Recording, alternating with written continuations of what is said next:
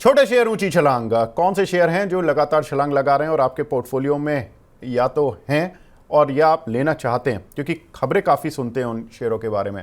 ऐसे ही छोटे शेयरों पर बात करेंगे आज। पहला काउंटर है सुजलॉन, जहां पर कि हमने देखा कि Q1 के नतीजे आए, काउंटर रुक नहीं रहा। 53-54 रुपये चल रहा था Q1 नतीजों से पहले और लगातार ये चलता ही जा रहा है। काउंटर वहां से 53 से 70 आ गया और पिछले एक साल का परफॉर्मेंस देखें तो आपकी स्क्रीन पर है। करीब 51 रुपये शेयर चला है। 20 रुपये चल रहा था ये एक साल पहले, अभी 70 रुपये चल रहा है। तो इस साल में ही, पिछले एक साल में करीब 50 रुपये चल चुका है।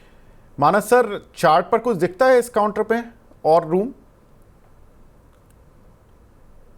एक बार प्लीज स्टॉक का नाम रिपीट कर दीजिए। सर सुजलॉन। ओके। तो देखिए, सुजलॉन में ऑलरेडी हमने एक बढ़िया मूव देखा है पिछले दिनों, और अभी भी स्टॉक में काफी स्ट्रेंथ लग रही है। 70 रुपए के आसपास ट्रेड हो रहा है। अगर एक टेक्निकल टारगेट सेट करने हो तो वो 85-86 के आसपास के आते हैं।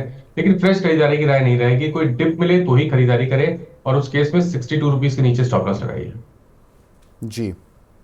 दूसरा काउंटर है आर पावर और एक है आरटीएन पावर। आरटीएन पावर पर मैंने मानस सर से टेक्निकल व्यू ले लिया था नतीजों वाले सेगमेंट में। लेकिन महेश सर, अगर आरटीएन पावर और आर पावर इन दोनों में किसी को चुनना हो तो कोई चुनना चाहिए? कंपनियां दोनों ऑपरेशनल हैं, प्लांट भी चल रहे हैं, लेकिन लॉस मेकिंग भी हैं। नहीं, आर पावर में अगर किसी को दोनों में से एक चुनना है तो आर पावर में अभी फिलहाल यहाँ से भी जा सकते हैं। स्टॉप लॉस 27 का एक लगा के अगर लेना है तो भी ले सकते हैं, पोजीशन है तो भी कंटिन्यू होल्ड कर सकते हैं। इमीडिएट लेवल 38 से 40 तक के लगते हैं, और 40 के ऊपर अगर सस्टेन करे तो वापस से और अच्छा मूवमेंट दिख सकता है। तो जैसे पावर सेक्टर है उसके अंदर फिलहाल एक गवर्नमेंट का रुझान भी पॉजिटिव है, और आर पावर आप देखो बीच बीच में एक पॉजिटिव रिजल्ट भी पोस्ट करते हैं। तो दोनों में से एक चूज करना है तो R power with stop loss 27। बिल्कुल। बांग्लादेश में इनका एक प्लांट भी शुरू होने वाला है, कुछ इस तरह की बातें हैं। मैं कंपनी की रिपोर्ट्स पढ़ रहा था, उसमें ही है कि शायद इस फाइनेंशियल ईयर में ही उनका ये नया प्लांट शुरू हो जाएगा। तो उसका भी एक इम्पैक्ट है। पीछे इन्होंने एक प्रेफरेंशियल इशू भी दिया था, वो भी करीब 30 रुपये के भाव के आसपास भी था। तो ये भी बड़ा इंटरेस्टिंग फैक्ट है। महेश सर, आरटीएन पावर पर आपका कोई व्यू है? सर कंपनी ऑपरेशनल है लेकिन उतना प्रॉफिट नहीं दिखा पाती। नहीं, देखिए उसमें काफी कुछ चेंजेस हुए हैं। स्टॉक से मेरे हिसाब से 8 से 20 तक का, 18 19 20 का जो रन है काफी बढ़िया रन किया हुआ है।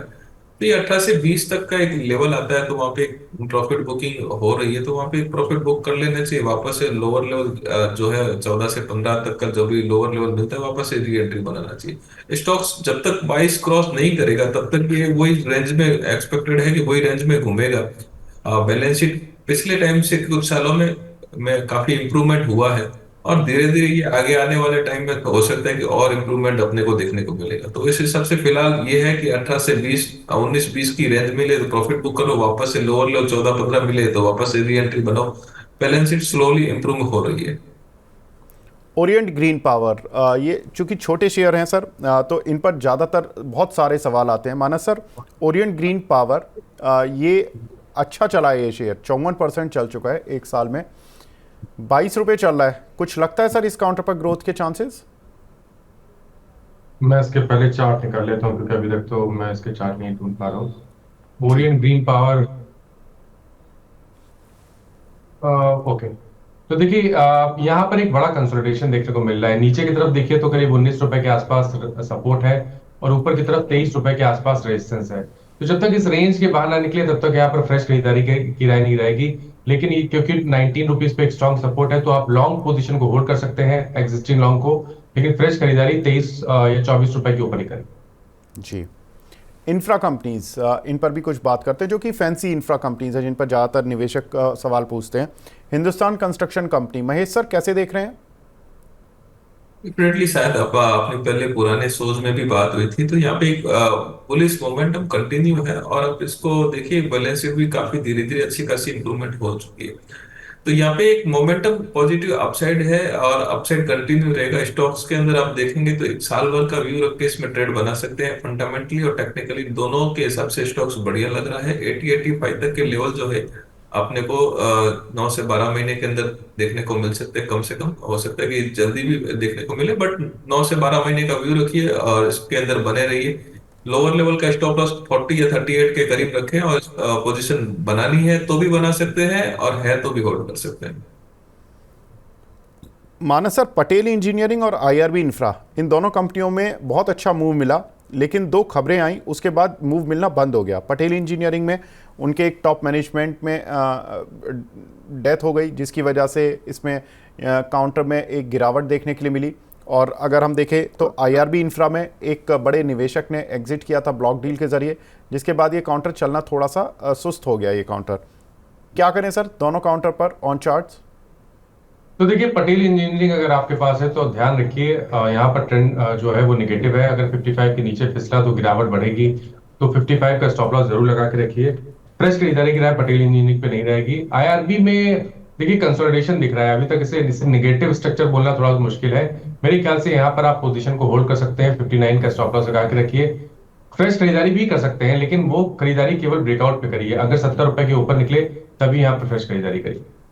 जी, कुछ एक दर्शकों के सवाल भी लेते हुए चलते हैं। प्रमोद जोशी जी का सवाल है एवीटी नेचुरल पर।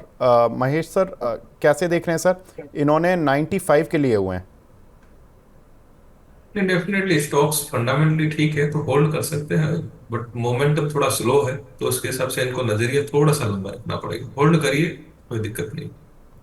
जी, मानस सर ये पूछ रहे हैं कि मोरपेन लैब में क्या ओपिनियन है आपकी? तो मोरपेन लैब में देखिए, यहाँ पर हाइट ऑफ साइड बॉटम का ट्रेंड है। वीकली चार्ट पे एक फ्रेश ब्रेकआउट ऑलरेडी देखने को मिला है, जिसके टारगेट मेरे ख्याल से 68 69 के आसपास आते हैं। तो लॉन्ग पोजीशन है तो होल्ड करिए। फ्रेश खरीदारी भी कर सकते हैं, लेकिन 20 डे मूविंग एवरेज जो कि 58 रुपीज के आसपास है, उसके नीचे आपको स्टॉप लॉस जरूर लगाना है। जी, सोनाली राजशी का सवाल है जियो फाइनेंशियल और आईआरएफसी में क्या करें? जियो इन्होंने 356 के लिए हुए हैं और आईआरएफसी 196 के। आईआरएफसी पे तो हमने बात भी की, लेकिन जियो फाइनेंशियल सर क्या करें? रिजल्ट आया, उसके बाद ये काउंटर चल नहीं पाया, 355-56 चल रहा था, वहाँ से थोड़ा गिरता हुआ दिखाई दिया है। लॉन्ग टर्म टारगेट्स क्या रखने चाहिए? देखिए, आईआरएफसी जियो की बात करें तो वहाँ पे रिजल्ट, फिलहाल रिजल्ट को इतना देखना नहीं चाहिए। एक दो क्वार्टर और देना चाहिए मेरे हिसाब से रिजल्ट को, तो उसके बाद ओके। में कुछ रिजल्ट के ऊपर ध्यान देना चाहिए। फिलहाल कंपनी का स्ट्रक्चर जो है धीरे धीरे उनके लाइसेंस वगैरह है, बाकी सारी चीजों को एक अलाइनमेंट हो रहा है। कुछ एक अनाउंसमेंट उसके अंदर पॉजिटिव थे तो वो भी वॉच आउट कर रहे हैं, लेकिन स्टॉक्स के अंदर थोड़ा सा अगर रिजल्ट के हिसाब से थोड़ा सा डाउन साइड हुआ है तो कोई दिक्कत नहीं है। फिलहाल स्टॉक्स के अंदर बने रह सकते हैं। अपर साइड के मोमेंटम जो है एक दो क्वार्टर के बाद में अपन रिजल्ट टू रिजल्ट रिव्यू कर सकते हैं। फिलहाल यही है कि स्टॉक्स के अंदर बने रहिए और लॉन्गर टर्म के हिसाब से 1 से 2 साल का व्यू रख के बने रहेंगे। थोड़ा सा आपको अपसाइड जो है 400 से प्लस के भी अपसाइड अपने को देखने को मिलेंगे और रिजल्ट टू रिजल्ट अपन रिव्यू भी करेंगे। फिलहाल इसके अंदर होल्ड करके आप रखिए। जी, एक हमारे साथ दर्शक भी जुड़ी हैं, मंजू जी जुड़ी हैं दिल्ली से। Manju ji good morning ma'am, पूछिए अपना सवाल। सर मैंने एनएसपीसी के ना शेयर लिए हुए हैं 150 109 के अमाउंट पे। तो ओके। सर इसमें मुझे भी होल्ड करना है? जी, कितना समय दे सकती हैं मैम इस काउंटर को आप? सर आप बताइए। मैम समय और हम टारगेट पता लगवा देंगे, लेकिन आप अपना टाइम होराइजन बताएंगी उस हिसाब से कि अगर 3 महीने, 6 महीने, 1 साल, 10 साल, 5 साल, तो उस हिसाब से टारगेट डिसाइड होते हैं। इतना लंबा टाइमिंग तो नहीं, जैसे 3-4 महीने। 3-4 महीने, ठीक है। महेश सर, शॉर्ट टर्म में एनएचपीसी कहाँ तक जा सकता है?